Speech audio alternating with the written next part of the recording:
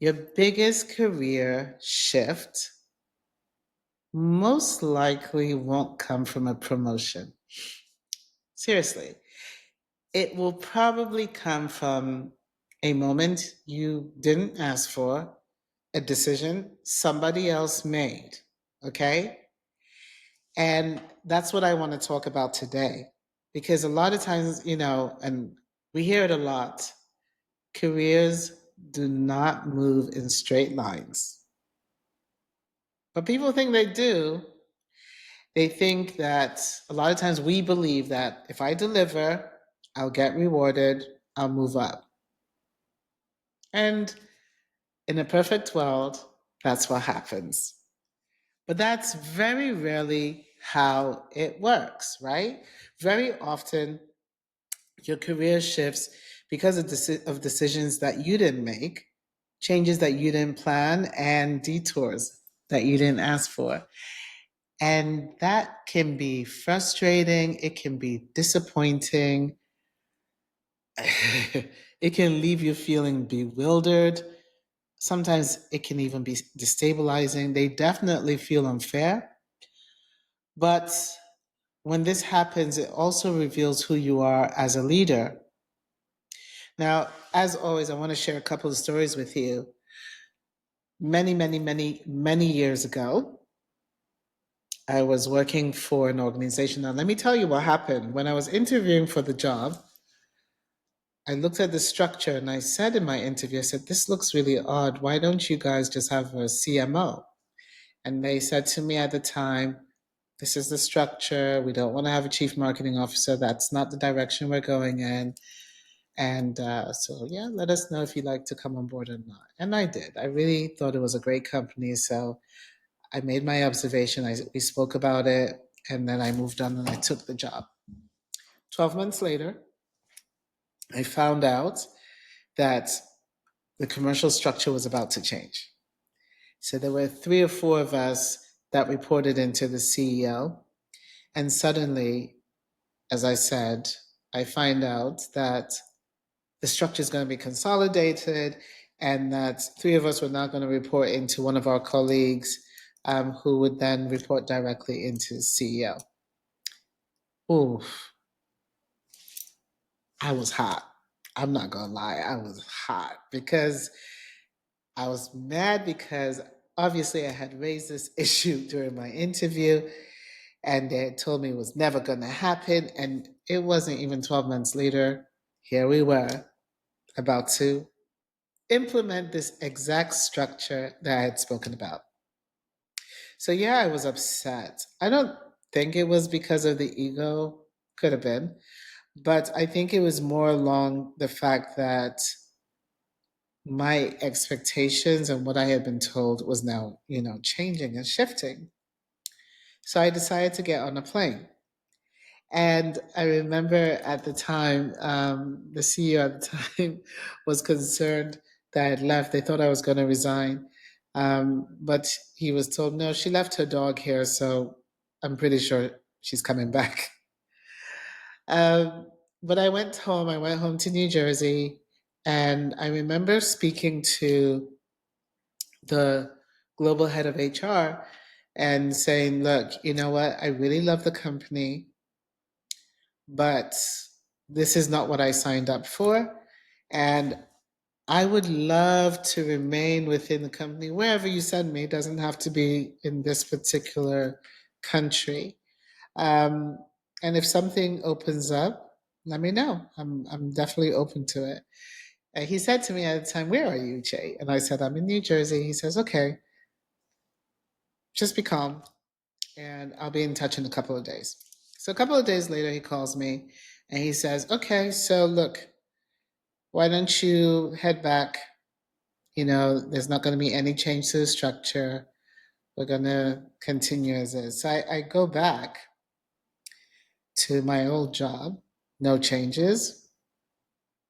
And I'm not even sure, but not even 2, 3 months later, my boss at the time leaves and we get a new CEO. And not only do we get a new CEO, he comes in and he implements this structure another 12 months later. And I become the chief marketing officer. Years later, I run into the old CEO and, you know, who made the original decision. And he says to me that one of his regrets was not making me CMO at that time. And so there was this huge detour for me, right? All of a sudden, I was going to be reporting into someone who was reporting into CEO. Then there was another detour back to my old job, and then a detour to CMO. And that detour that initially felt like a setback put me exactly where I needed to be. If this is resonating with you, take a moment to follow the show and also share with someone who's going through something similar. This is where we have the leadership conversations that we need. My second story is a good friend of mine who had been doing really well in her company. She was also in a commercial space, did a great job, had been doing a great job for a while, had actually, gone through, lived through, I think 2 or 3 CEOs. So, she was good. She was solid at her job. New CEO arrives, comes in, and without very much feedback, just makes a decision that he doesn't want her in this role any longer. But instead of, doing the very kind thing of, moving her along, what he decides to do is to move her into another role where she has no experience whatsoever. I think the belief was she would resign, right? That she would resign and she would leave in frustration. So basically, that detour, that thing that happened to her, had nothing to do with her performance. It was political. And they moved her, and it was designed to frustrate her into resigning. Well, let me tell you what she didn't do. She did not resign. She learned the role. She kept her head down. Now, don't get me wrong, she was extremely disappointed and frustrated and angry and all of those things. But she channeled all of that feeling and energy and disappointment into learning her role, just keeping her head down and delivering. And then she walked right into a bigger company, bigger commercial portfolio, bigger car, bigger salary, bigger, because her thing was that detour expanded her, right? It didn't take away from her. Now, she could have very easily have said, and that's the ego. She could have very easily have said, oh my God, this is a smaller portfolio. Oh my goodness, what are people going to say? She didn't listen to it. Don't get me wrong, it was difficult, but she didn't listen to it. She took the lessons from that role. It gave her additional tools in her toolkit, and she kept it moving into a new job, better organization, bigger portfolio, and much happier, well respected in her new space. My final thoughts on detours and redirection is that there are even, I mentor quite a few people, and there are detours that they can't even speak about, right? Because it's not even so much that the door was shut on you, as it was in my example initially and in my friend's example. It's also sometimes that the door is just not even open for you. I had one young lady who I was mentoring who, everyone thought was going to be moved into this new job. It wasn't. It didn't happen for her. Excuse me. It didn't happen for her, and she was really disappointed. And for her, it was the first time she had experienced this, so she not only felt disappointed, she felt confused. And why I was mentoring her was because I had to make sure that this incident didn't shake her confidence. And what I was explaining to her was that when things like this happen, don't chase the door. Don't chase the door. Don't spend the energy trying to convince people. Don't spend the energy trying to understand why this has happened. Don't spend the energy trying to beg to be seen. You know what I mean? What I said to her is redirect. Redirect that energy, all that feeling you're having, all that energy of anger and disappointment and being bewildered and I don't understand. Redirect that into things that you can control. And what are the things that you can control? You can go out there and learn new skills. You can strengthen existing skills. You can build new platforms. You can explore new opportunities. Everything should be about preparing for your next step, right? Building the internal readiness for the next step. So you're not wasting your time. Woe is me. Why has this happened to me? No, you're building yourself and preparing yourself for what's coming next.